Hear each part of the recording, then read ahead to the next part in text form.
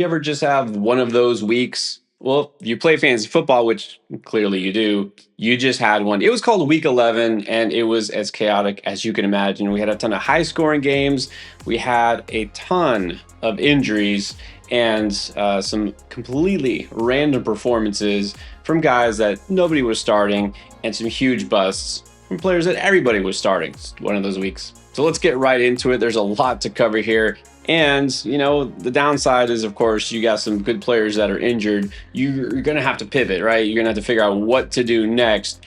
But on the other hand, the waiver wire just got a whole lot more exciting. But before we dive into it, one quick thing.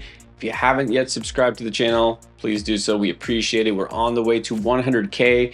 Trying to get there before the season is over. And if you haven't been a part of it yet, please just click that button, help us get there. It's hard to know where to even start with the injury report for this past week.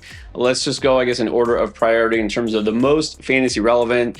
And first is Josh Jacobs. I mean, early in that game, he was out, didn't come back, and it's a knee injury. So the good news is what we're hearing so far is that it is not considered season ending. On the other hand, the fact that they had to clarify that it's not season ending tells you it isn't nothing. And so obviously the pickup here is Emmanuel Wilson. I'll get into details about him a little bit later. But with Jacobs, I mean, yeah, he had been the quintessential workhorse for the past couple of years in that Green Bay offense. So this could change a lot, not just his personal fantasy value for those who own him. But yeah, Jacobs, it would be shocking if he was out there next week, and who knows how long he'll be out. And another running back you would come to depend on was Kamani Vidal for the Chargers. I mean, everything went wrong for the Chargers in week 11, but the injury that was most significant for them was Vidal with a thigh injury, also didn't return. Now he kind of tried to play through it, didn't work out very well. A lot of people were wondering how long would this last anyways with Hampton possibly due back. Like, what are we going to see if Kamani Vidal misses in week 12? I believe they had Travion Williams, the former cast-off from the Bengals. I don't even know if Hassan Haskins is still there. This just might be a backfield to avoid if Vidal is out. And probably the team that had the most rough in week 11 was the Falcons. Looked like they were going to get their revenge in Carolina, but no. It was not meant to be, lost in overtime, but more importantly, they lost their starting quarterback, Michael Penix. Again, the knee injury, and this is when we're hearing the same injury that bothered him earlier in the season. And Drake London. Now, Drake London had been questionable going into the week, but that was just an illness. Now, all of a sudden, he's got a knee injury too. I mean, this could be huge as far as, both those guys potentially missing. So, Kirk Cousins is the man who's going to step back into the quarterback spot for the Falcons, assuming Penix is out again. So, look, he's not what he used to be, of course, but he is not the worst backup quarterback out there. But is he going to have London to target? Man, we're definitely going to have to keep an eye on this situation. Let's keep going with quarterbacks. And Aaron Rodgers of the Steelers. Looks like he's finally succumbed to injury. It was his wrist. And according to sources, it sounds like he might have suffered a slight break in his left wrist. Like, that's not his throwing hand, but a break of any sort, is going to keep him out. So he's going to go to testing on Monday. We'll see what comes out of here. But look, it could be Mason Rudolph back at quarterback for the Steelers. And I'm not even sure that that's a downgrade for this receiving group. But yeah, Aaron Rodgers, if you, for some reason, we're rolling with him, or, we're depending on him, you probably shouldn't anymore. And one of the biggest, headlines of week 11 was that we finally saw the debut of Shedeur Sanders, but only because Dylan Gabriel left with a concussion and because they had already traded away Joe Flacco. And yeah, Shedeur Sanders not going to be a very strong recommendation on the waiver wire this week based on his performance. Now, Gabriel was not exciting by any means, but he at least was efficient, could move the chains a little bit. Shedeur Sanders came in and was 4 for 16 with an interception. Another team that had rough in week 11 was the Titans, although how much worse could things get? Well, for Calvin Ridley, it got worse because his season is now officially over. I mean, he just had come back from missing several weeks with a hamstring, and now fractured fibula. He is done. Kind of a mercy killing there. And well, Chimere DK, the next receiver up, who had been, doing an admirable job trying to make something happen in that offense, he's also out. DK left with a concussion. Got to monitor whether he's even available next week. I'm not going to tell you to go pick up Alec Iomanner. I'm just going to tell you to avoid Tennessee at this point. And for the Cardinals, the running back room has been basically musical chairs here.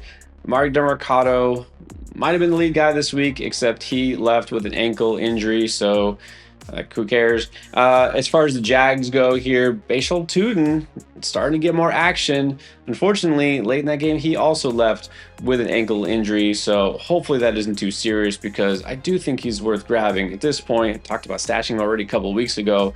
So we'll have to keep an eye on that one for sure. And then finally, Tyler Higbee, tight end for the Rams, also an ankle injury. All right, let's get to the waiver wire pickups heading into week 12. So let's start with a couple of names that are, less likely to be available to you in competitive leagues, but I think you should go ahead and target them if you need to. And for some of you, maybe not those quarterbacks that got hurt might be the reason that you're streaming or needing a quarterback, but guys have buys, etc. If you need a quarterback, it looks like now we can depend on Brock Purdy. Now, Brock Purdy in his first game back after missing several weeks was decent. It's only 200 yards, right? Nothing massive here, but first of all, he did throw 3 touchdowns. That offsets it. Second of all, he did not even need to throw that much based on the way they stomped the Cardinals in this game. And look, Ricky Pearsall also coming back. Ricky Pearsall is a guy that is going to take a little bit of time to get back into the full swing of things, but having that weapon there, Juwan Jennings, apparently his ribs are healed. George Kittle is looking like a monster again. And, oh yeah, they have CMC. This offense, if it's at full strength and clicking on all cylinders, you want a part of it. Brock Purdy is more of a high floor kind of quarterback. He doesn't do a whole lot with his legs. He's not always going to throw it a ton. But yeah, this 49ers offense looks like it's getting right at the right time. And so Purdy is still available in basically a third of all fantasy leagues. And you need a quarterback for this coming week, he's got to be your top choice. And then this might be your last chance to grab Jakobi Meyers in Jacksonville. His second game there as a Jag, it wasn't a very noisy game in terms of the box score and the stats, but 5 catches, 64 yards, get you double digits in PPR. He was targeted 6 times. Also a game that, shockingly, the Jags were just ahead all game, and they somehow stomped all over the Chargers. Did not expect that. It was all about the run game for the Jags, but they will need to pass it going forward. BTJ missed again. Do we really expect him to come back next week? Do we expect him to do much if he comes back? Like, Jakobi Meyers was acquired to be a dependable target. He's going to be that. I still think he's a very solid again, kind of like Purdy, not the highest ceiling there, but gets you a floor in PPR. He's going to be part of this offense, so he's definitely worth grabbing. And for what it's worth, the Jags schedule for wide receivers the rest of the season, not too bad. He's going to get some pretty favorable matchups. Next week it's the Cardinals, which is just okay. But then we were looking at the Titans in week 13, the Jets in week 15. That's the fantasy playoffs. And then there's 2 matchups with the Colts, who, as of right now, are bottom 10 in terms of allowing fantasy points to wide receivers. And of course, they might need to pass a lot to keep up with them. So yeah, Jakobi Meyers, the upside is slowly increasing. All right, now on to the best of the rest going forward for week 12 in terms of waiver wire. A guy whose ownership rate shot up just over the past few days. If you did pick up Michael Wilson and flex him, congrats. You won the random waiver wire ad of the week sweepstakes. Now, this one seemed obvious. Marvin Harrison out. We knew that way ahead of time. Michael Wilson's the next guy up in terms of receiver. But as we kept saying, look, doesn't mean he's going to get 15 targets, because Trey McBride is just going to get a ton of targets. He's going to be the one that's involved. And, well, it turned out that both things were true. Yeah, Trey McBride, predictably, monster game, 10 catches, 115 yards in the touchdown. And, well, Michael Wilson made that look laughable. 15 catches, 185 yards on 18 targets. So I guess that proves this is why the opportunity presents itself. Even if you don't think the player is capable of that type of a monster output, you just take the chance, right? Now, does this mean Wilson is an auto start next week? No, it doesn't, because here's a couple of things. First of all, we don't know if Marvin Harrison's going to be back in the fold yet or not. I mean, there's a good chance he isn't. Okay, so that definitely means Wilson is viable. Now, the matchup here in terms of, wide receiver for San Francisco defense, it wasn't great. It just so happened that, at halftime, they were down 2 touchdowns. They had to just, keep passing non-stop in the second half. By the way, the Cardinals don't really have much of a run game anyways. And it was just all Wilson and McBride. So, look, this took us all by surprise. The output, not that Wilson did something in Harrison's place, just how much he did. There's no way that that is repeatable, and next week's matchup isn't necessarily much better. In fact, the Jags allowing only 6.9 yards per target to the wide receiver position. That is 5th lowest mark. And so Wilson is probably going to be what we thought he would be this coming week, which is a decent flex with some upside. But yeah, I mean, based on what we saw, if Harrison is out, you just at least got to have him on your roster. Another Wilson that emerged due to injury, Emmanuel Wilson. As I mentioned, Josh Jacobs, a knee injury. We don't know exactly right now how long he'll be out, but even if it's just a week, Emmanuel Wilson immediately has RB2 value because he's the guy, right? Marshawn Lloyd apparently will never get healthy. He's not even close to playing. There's nobody else here in the mix. And Wilson has been pretty solid with opportunities he's been given. So in week 11, filling in for Jacobs for most of that game, 11 carries, 40 yards, and a touchdown.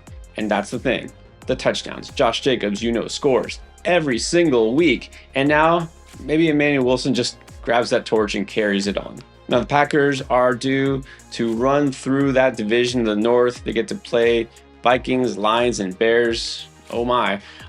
Look, those aren't shutdown run defenses necessarily, and the Packers will definitely still want to try to establish the run with Wilson. He is clearly not Josh Jacobs, but again, he's a guy you can, if you did have Jacobs and you need a replacement, he's the obvious logical pickup, but also I'm okay just putting him in your starting lineup unless you happen to have a really good guy on the bench that's better. But here's the other thing with the Packers. They're probably going to need to pass a little bit more than they'd like, but when they are passing, Christian Watson is clearly the guy now that he is healthy. So while Watson was second behind Romeo Doubs in week 11 in terms of targets and receiving yards, only had 4 catches, he did what we really want in fantasy, the most helpful thing. He's finding the end zone. He did it twice. Those were his first scores of this year.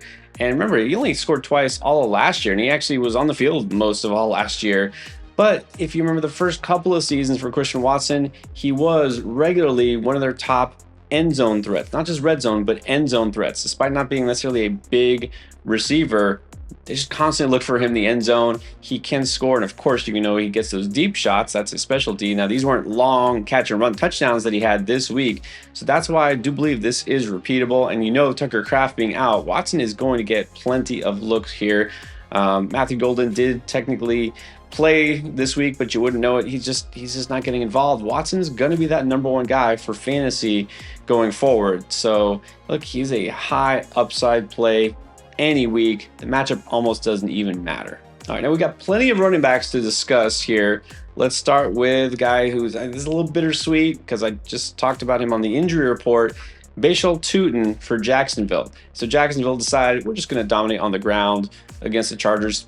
And they did. And slightly surprising is that this week it was Tutin who kind of led the way. He was out there early and often. Now, ultimately, Etienne had more carries than Tutin, 19 to 15. But seeing Tutin get 15 carries, that's significant. That's the type of rushing opportunity we've been waiting to see. His involvement in this offense, not just getting the ball once in a while. And again, he was out there early, and if he hadn't left with injury, who knows what would have happened. But he was more efficient than Etienne with his carries, 15 carries for 74 yards and a touchdown, almost 5 yards a pop, whereas Etienne was just under 4 yards a pop. And unfortunately, Etienne also had 2 touchdowns. Trevor Lawrence had a rushing touchdown. Everyone was scoring on the ground.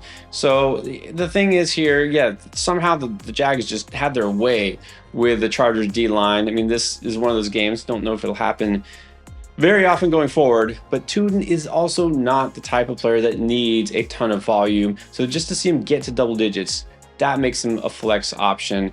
Let's hope that the injury isn't significant, but even if he's out for this week, as long as it's not long-term, of course. If he's just maybe questionable or out just a week or so, definitely worth stashing.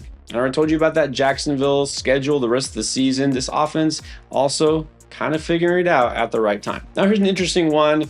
Could a running back benefit from a quarterback injury? Maybe. Part of the thing here too is for the Steelers, Jaylen Warren did leave part of that game. Now he did return, and this doesn't sound like it's anything that's serious. That's why I didn't talk about him yet. But you never know if this creeps up again later in the week. It's possible. But Kenneth Gainwell, he definitely made an impact in this game. But also the other thing is with Aaron Rodgers, what if he's out? This sounds very possible. Obviously, if there's any sort of a break, he's going to miss time. Look, this offense is probably just going to be better under Mason Rudolph. Let's face it at this point.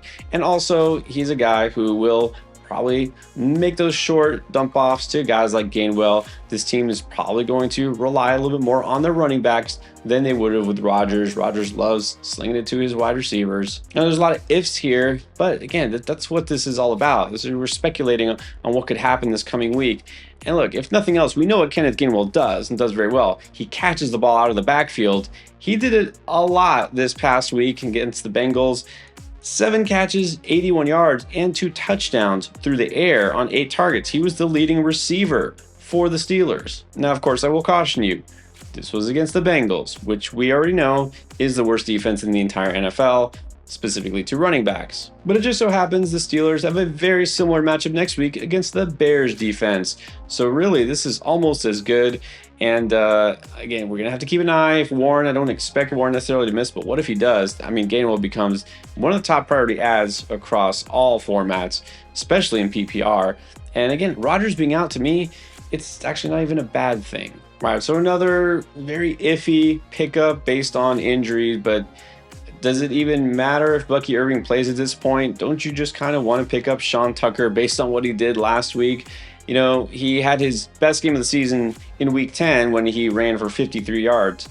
All right, so he doubled it this time, 106 yards on the ground and 2 touchdowns. This is his coming out party, his career game so far in the NFL. And this is because he started to actually become the early down back.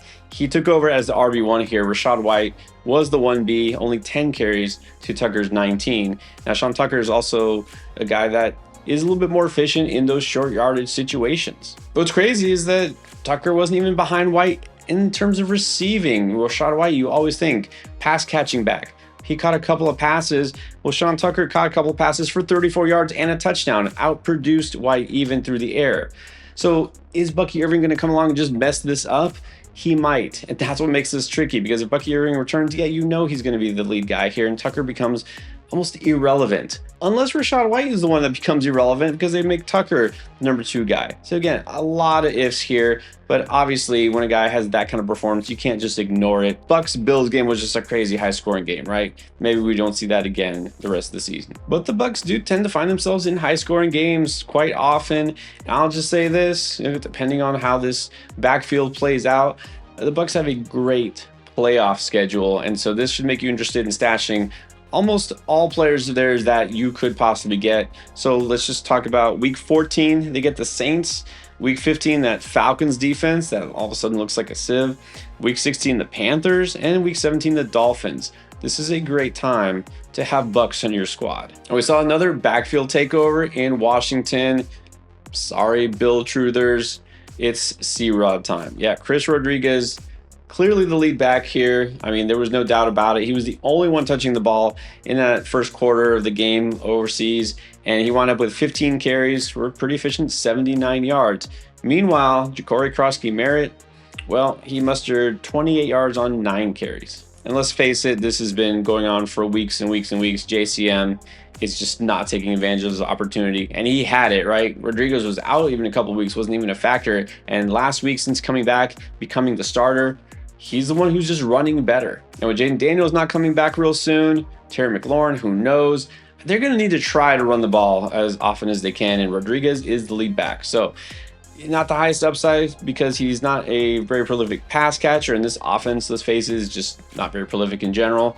But he's number 1 running back on an NFL team. He's got fantasy value, and he's always got some touchdown upside. And a couple players that you might be able to grab coming off their bye week if they were dropped. Let's not forget about Alec Pierce, right? He was a top waiver wire pickup a couple of weeks ago.